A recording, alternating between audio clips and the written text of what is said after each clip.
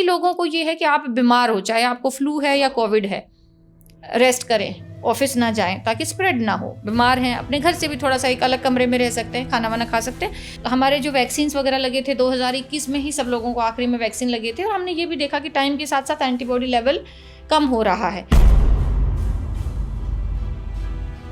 और आप सही कह रहे हैं कि साउथ ईस्ट एशिया में जैसे सिंगापुर, थाईलैंड, हांगकांग, इन देशों से मई के महीने में केसेस की संख्या एकदम से बढ़ गई है। जैसे सिंगापुर ने तो हज़ारों में रिपोर्ट किया, 65,000 रिपोर्ट किया है, थाईलैंड भी रिपोर्ट कर रहा है और हांगकांग भी रिपोर्ट कर रहा है। भारत में मुंबई वगैरह में कुछ, हाँ, भारत ने भी लगभग 250 के केसेस आसपास केसेस रिपोर्ट किए हैं पिछले 2 सप्ताह में। जो छोटे छोटे कीटाणु होते हैं, जो जहरीले कीटाणु होते हैं, वो हमारे शरीर में घुल जाते हैं और हमारे डीएनए का हिस्सा बन जाता है। तो पोल्यूशन एक बार आपको गया, आप पोल्यूशन से बाहर चले गए, लेकिन पोल्यूशन आपसे बाहर नहीं जाता है। साल में कम से कम बीपी है या नहीं है, जिनको नहीं है वो भी साल में कम से कम 2-3 बार अपना बीपी चेक करवाएं, जिनको है वो अपना रेगुलरली मॉनिटर करते रहें और दवा लें। या हमने कुछ लोग ऐसे भी देखे हैं जो इस बात का बड़ा दम भरते हैं कि हमारा तो 200 रहता है, हमें तो कुछ नहीं होता। अच्छी बात है कि आज तक आपको कुछ नहीं हुआ है, लेकिन आगे चल के नुकसान दे सकता है।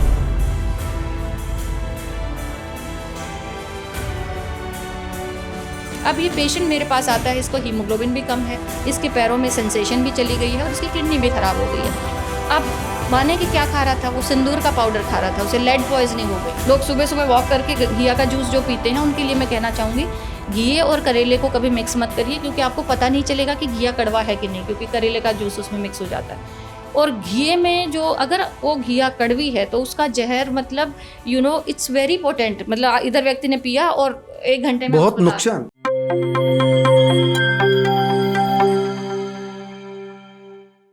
प्यारे दोस्तों, सादर अभिवादन। मैं हूं महेश कुमार वैद्य और आप देख रहे हैं एनजेपी हरियाणा। दोस्तों, आज तक हम कई डॉक्टरों के साक्षात्कार अलग अलग विषयों पर आपको दिखाते रहे हैं, लेकिन आज की जो हमारी मेहमान है वह बेहद खास है। बेहद खास इसलिए है कि जिस समय पूरे देश में एक तरह से महामारी का रूप ले रहा था कोरोना, और कोविड-19 को लेकर एक दहशत का माहौल था, उस समय राहत की सांस के लिए लोग उम्मीद कर रहे थे, तो वो एक नाम था doctor Sushila Kataria. Doctor Sushila Kataria Covid के दौर में बहुत सारे मरीजों की ज़िंदगी बचाई आपने उस समय भी। लेकिन हम आपके पास इसलिए आए कि दोबारा पूरे देश से अलग अलग हिस्सों से खबरें आ रही है कोविड-19 के दोबारा लौटने की। अब उसको 19 नाम दें, क्या दें, आप स्पेशलिस्ट हैं इंटरनल मेडिसिन की। अभी हम मेदांता हॉस्पिटल में पहुंचे हैं और यहीं पर इनसे हमारी बातचीत हो रही है। मेदांता हॉस्पिटल में जब भी मरीज जो उस समय आते थे कोविड में, तो एक ही उम्मीद लेकर के आते थे कि डॉक्टर सुशीला कटारिया के पास जाना है। तो आज हम इनके पास इसलिए आए ताकि अब जो माहौल देश में बन रहा है, दुनिया में एक बार दोबारा से कोविड की चर्चा है, उसे लेकर के क्या कहेंगी डॉक्टर सुशील कटारिया। सबसे पहले तो आपका मैं धन्यवाद करूंगा, आपने समय दिया। जो धन्यवाद, और इतनी अच्छी इंट्रोडक्शन के लिए भी बहुत बहुत धन्यवाद।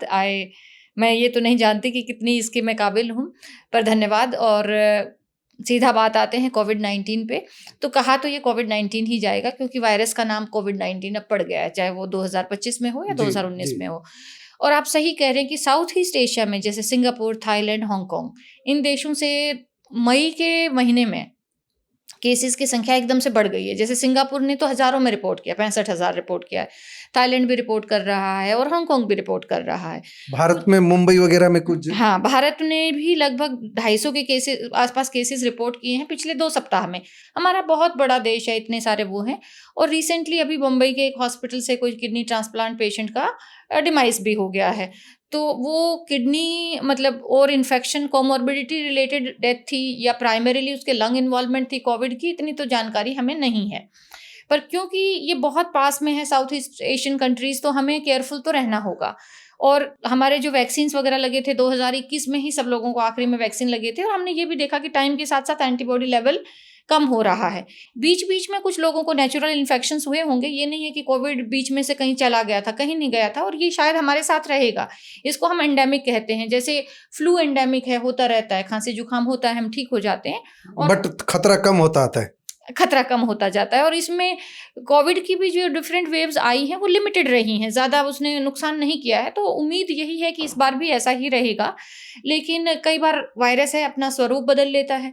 अब हमें ये कैसे पता चले कि वायरस ने अपना स्वरूप बदल दिया है, तो उसके लिए जीन सीक्वेंसिंग करते हैं। तो इस स्टेज पे हमें एक तो क्राउडेड एरियाज में थोड़ा मास्क वगैरह पहन के रखना चाहिए। छुट्टियों का टाइम है, सब लोग घूमने जा रहे हैं, तो थोड़ा एहतियात रखें हैंड हाइजीन का और मास्क का।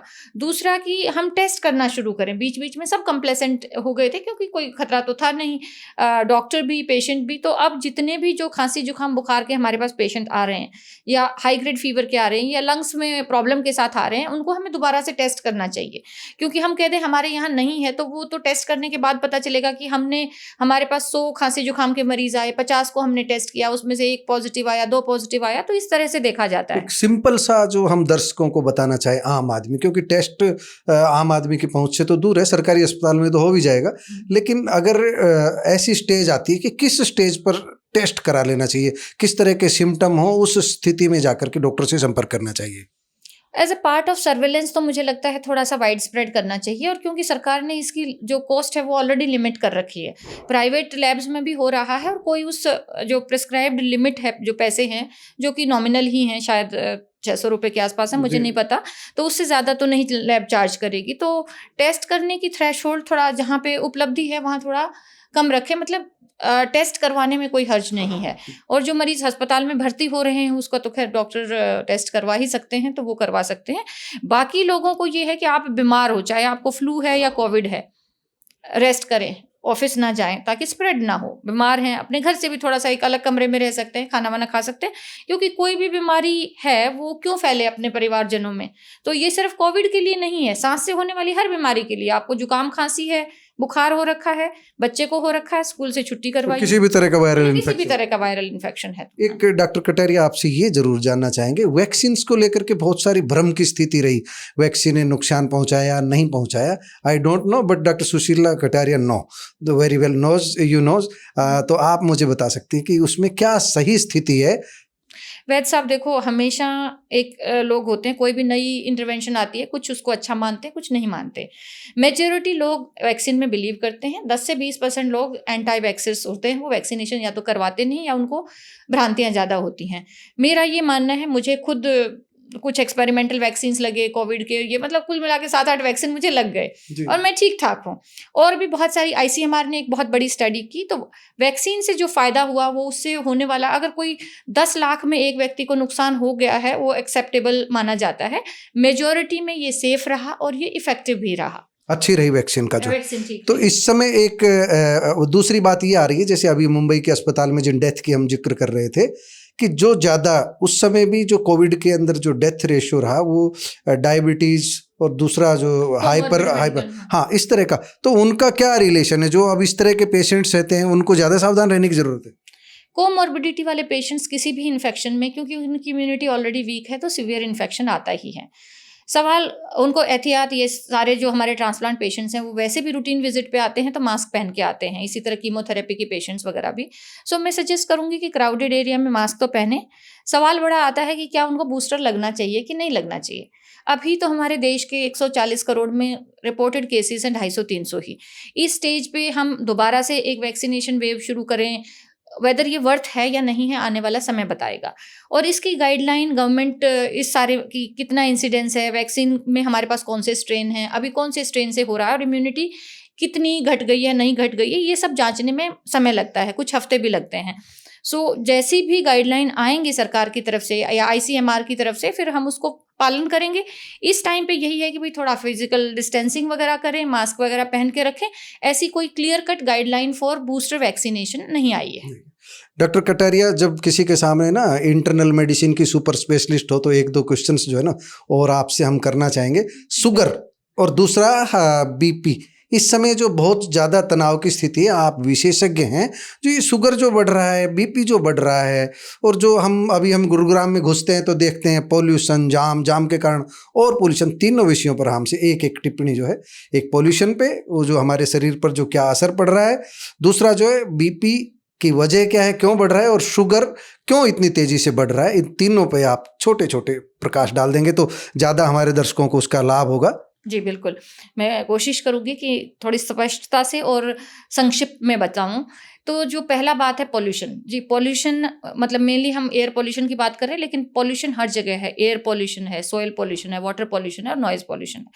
और जितना हमें अपैरेंटली लगता है जैसे एयर पॉल्यूशन है तो सिर्फ़ लंग्स पे, फेफड़ों पे असर करेगा, ऐसा नहीं है। ये जो छोटे-छोटे कीटाणु होते हैं, जो जहरीले कीटाणु होते हैं, वो हमारे शरीर में घुल जाते हैं और हमारे डीएनए का हिस्सा बन जाता है। तो पॉल्यूशन एक बार आपको गया, आप पॉल्यूशन से बाहर चले गए, लेकिन पॉल्यूशन आपसे बाहर नहीं जाता है। ये मैं सिर्फ़ इसलिए एम्फसाइज़ करना चाह रही हूँ कि ताकि हम और जागरूक होएँ और अपने नेचर का ख़्याल करें। सो पॉल्यूशन एक जो बच्चा पैदा नहीं हुआ है, उस पे भी असर डालता है, उसकी मदर पे भी डालता है, बच्चे की ग्रोथ पे भी डालता है। ज़्यादा एलर्जी पैदा होती है, अस्थमा बहुत पैदा हो चिंता की जाता बात है, है। कैंसर होता है, बहुत कुछ मतलब बढ़ता पॉल्यूशन मुझे लगता है आज के दिन हमारी सबसे बड़ी समस्या है। जितना हम अलर्ट कोविड के टाइम में थे, उससे भी ज़्यादा अलर्टनेस की ज़रूरत है। पर यहाँ पे क्योंकि अचानक कुछ नहीं हो रहा, धीरे-धीरे हो रहा है, तो इसलिए लोगों को जागरूकता नहीं है। घर में अगर एक बिजली की नंगी तार अगर लटक रही होती है, तो हम एकदम से एक्शन लेते हैं। लेकिन वो छोटा-छोटा स्पार्क चाहे सालों तक चलता रहे, हम देखते नहीं हैं। लेकिन पॉल्यूशन एक एक बहुत बड़ी प्रॉब्लम है और सबकी जागरूकता ज़रूरी है इसमें। बीमारियों को बढ़ा रहा है। बीमारियों को बढ़ा रहा है। हर बीमारी में पॉल्यूशन का भी एक कम से कम 10-20% हिस्सा ज़रूर है, चाहे वो बीपी ही क्यों ना हो, चाहे हार्ट प्रॉब्लम ही क्यों ना हो, शुगर ही क्यों ना हो। जी। सो अब हम आते हैं कि शुगर पे। आपको ये जान के हैरानी होगी कि जो एक नेशनल सर्वे हुआ था कि विभिन्न शहरों में, तो हिंदुस्तान में जो शुगर और प्री डायबिटीज़ के जो पेशेंट्स हैं, वो 25% हैं, हर चौथा बहुत व्यक्ति। बड़ी संख्या है। मतलब हम 4 लोग यहाँ बैठे हैं, तो एक को हो सकता है। तो इतना बड़ा नंबर है और ये भी धीरे-धीरे 10 साल तो कुछ नहीं कहता शरीर को, उसके बाद आपकी किडनी, आइज़ वगैरह ध्यान नहीं रखते तो उसका हो जाता है। और मोस्टली जो डायबिटीज़ है, वो हमारे लाइफ़स्टाइल से रिलेटेड है। अभी एक पेशेंट आज सुबह ही मुझे मिले जिनका HbA1c 12 हो गया था, तो आप सोचिए एवरेज शुगर उनका 350 के आसपास रहा होगा, ये 2 साल पुरानी बात है। बट उन्होंने उस पे अमल किया, मतलब लाइफ़स्टाइल मॉडिफ़िकेशंस की, वज़न घटाया, एक्टिविटी की, खाना-पीना किया। अब पिछले 1 साल से उनका HbA1c 5 है, बिना मेडिकेशन के। तो दवाई में मतलब डायबिटीज़ में बहुत सारा हमारा लाइफ़स्टाइल का कंट्रीब्यूशन है। यहाँ मैं ये बिल्कुल नहीं कहना चाहूँगी कि आप दवाई ना लें, कई बार लाइफ़स्टाइल करने के बावजूद भी दवाई लेनी पड़ती है।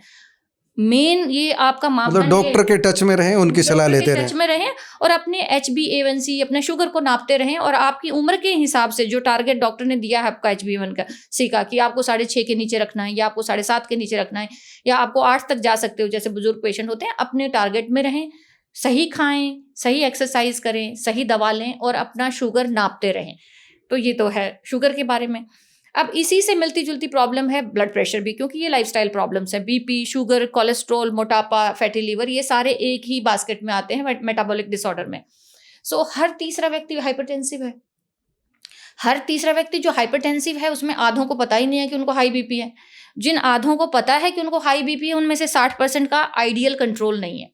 अब जो लगातार बीपी को आप ऐसे मान के चलिए कि जैसे आपकी दीवार पे ना कोई टुक टुक टुक कर रहा है, तो आपको लगेगा कि एक पतली सी हथौड़ी से कितना नुकसान हो जाएगा, लेकिन हर धड़कन के साथ वो टुक टुक टुक चलती रहेगी तो बहुत सालों में। अच्छी व्याख्या कर रहे हैं आप, लोग समझेंगे आपकी बात को। तो वो जो बढ़ता ब्लड प्रेशर है वो आपकी वेसल्स को हर हर धड़कन के साथ हार्म कर रहा है, नुकसान कर रहा है। सो बीपी को नापने में कुछ नहीं, आजकल सबके पास मीटर, डिजिटल मीटर हैं, क्लिनिक्स हैं, सरकारी अस्पताल हैं, प्राइमरी हेल्थ सेंटर्स हैं। साल में कम से कम बीपी है या नहीं है, जिनको नहीं है वो भी साल में कम से कम 2-3 बार अपना बीपी चेक करवाएं, जिनको है वो अपना रेगुलरली मॉनिटर करते रहें और दवा लें। दवा से ये परहेज नहीं करें कि मैं बिना दवाई के ही कर लूँगा। जब आपका बीपी लो हो जाएगा, नॉर्मल हो जाएगा, धीरे-धीरे कम भी हो सकती हैं, पर ये नहीं कि 150/90 है। या हमने कुछ लोग ऐसे भी देखे हैं जो इस बात का बड़ा दम भरते हैं कि हमारा तो 200 रहता है, हमें तो कुछ नहीं होता। अच्छी बात है कि आज तक आपको कुछ नहीं हुआ है, लेकिन आगे चल के नुकसान दे सकता है।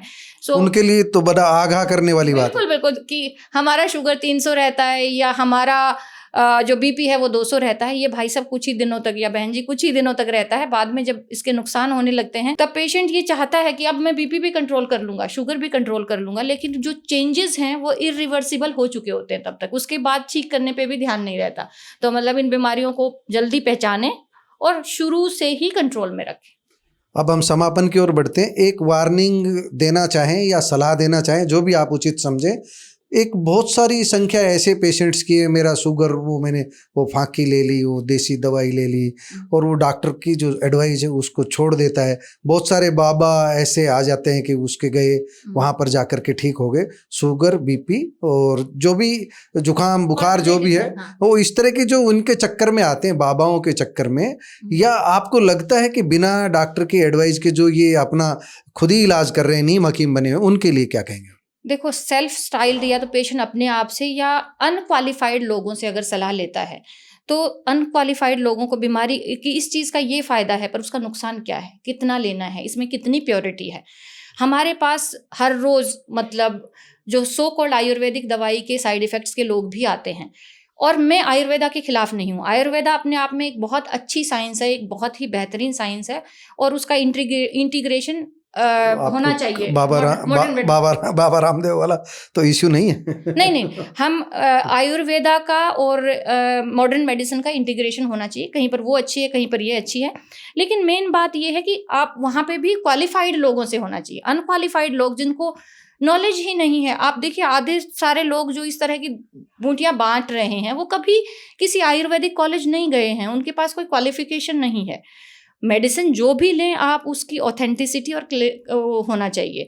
सो किसी भी पद्धति के खिलाफ बिल्कुल भी नहीं हूं मैं कि ये ना लें या वो ना लें, लेकिन क्वालिफाइड व्यक्ति से लें, और फिर डिग्री होल्डर होना चाहिए, और फिर जांच करें कि भाई अपना, चलो आपने कुछ भी ले लिया भाई, हम भी कहते हैं कि लाइफस्टाइल मॉडिफिकेशन लेनी चाहिए, मेथी खाना अच्छा है, हल्दी खाना अच्छा है, ये हमारे पार्ट खाने के हिस्से रहे हैं और ये कभी गलत हमारे किचन में है हमारे। पर आप जांचें तो सही। अब ऐसे पेशेंट आते हैं जिनको दवाई चल रही थी, उन्होंने कोई भस्म पुड़िया कुछ ली, एक व्यक्ति ने कहा कि उन्होंने कहा इससे मेरी शुगर खत्म हो जाएगी, कोई लाल लाल सा पाउडर उसको देते थे। अब ये पेशेंट मेरे पास आता है, इसको हीमोग्लोबिन भी कम है, इसके पैरों में सेंसेशन भी चली गई है और इसकी किडनी भी खराब हो गई है। अब माने कि क्या खा रहा था वो, सिंदूर का पाउडर खा रहा था, उसे लेड पॉइजनिंग हो गई, बहुत खतरनाक। मतलब इसी तरह लोग कई बार कड़वी घिया पी लेते हैं, तो घिया में एक टॉक्सिन होता है कुकुरबिटासिन। लोग सुबह सुबह वॉक करके घिया का जूस जो पीते हैं, उनके लिए मैं कहना चाहूंगी घिये और करेले को कभी मिक्स मत करिए, क्योंकि आपको पता नहीं चलेगा कि घिया कड़वा है कि नहीं, क्योंकि करेले का जूस उसमें मिक्स हो जाता है। और घिये में जो अगर वो घिया कड़वी है तो उसका जहर मतलब इट्स वेरी पोटेंट, मतलब इधर व्यक्ति ने पिया और 1 घंटे में बहुत नुकसान मतलब इस तरह के भी कुकुरबिटासिन पॉइजनिंग के पेशेंट्स भी आते रहते हैं। इसलिए पहले पूरी जानकारी लें, अच्छा लाइफस्टाइल करें, नेचुरल खाना अच्छी बात है, और एक्सरसाइज करना उसके साथ में, सही से सोना। आजकल एक और बड़ी परेशानी है, लोगों को नींद नहीं आती, वो इनका स्क्रीन टाइम इतना ज़्यादा हो गया, बच्चों का भी। आज के दिन देखो जी, बुजुर्गों की तो सेहत की जो मोबाइल पे भी लगे रहते हैं, एग्जैक्टली बुजुर्गों की तो सेहत का तो चलो बात कर रहे हैं, ग्रोन अप्स की बात कर रहे हैं, जो सबसे ज़्यादा चिंतनीय आंकड़े आ रहे हैं वो एडोलेसेंट्स की हेल्थ, जो हमारे 14-15 साल से लेके 26 साल के जो लोग हैं, जो एक अगली जनरेशन आएगी, उनकी जो फाउंडेशन है, उनका खाना कंटामिनेटेड रहा, एक्सरसाइज नहीं कर रहे हैं, पानी कंटामिनेटेड, हवा कंटामिनेटेड, और ऊपर से स्क्रीन का जो यूज़ एक्सेसिव हो रहा है, उनकी तो सेहत को लेके बहुत चिंता है। मतलब हमें तो बहुत ही ज़्यादा चिंता है, और सरकार भी इस टाइम कह रही है कि इंटरवेंशन करो, सब एज ग्रुप में करो, लेकिन एडोलेसेंट में तो और ज़्यादा करो। जी। आपने डॉक्टर सुशीला कटेरिया की बातें सुनी। निश्चित रूप से हर आदमी के काम की बात है, चाहे वो बीमार है या बीमार नहीं है, हर उम्र के लोगों के लिए ये काम की बात है। डॉक्टर सुशीला, आपका बहुत बहुत धन्यवाद। फिर मिलेंगे किसी नए टॉपिक पर बात करने के लिए। धन्यवाद।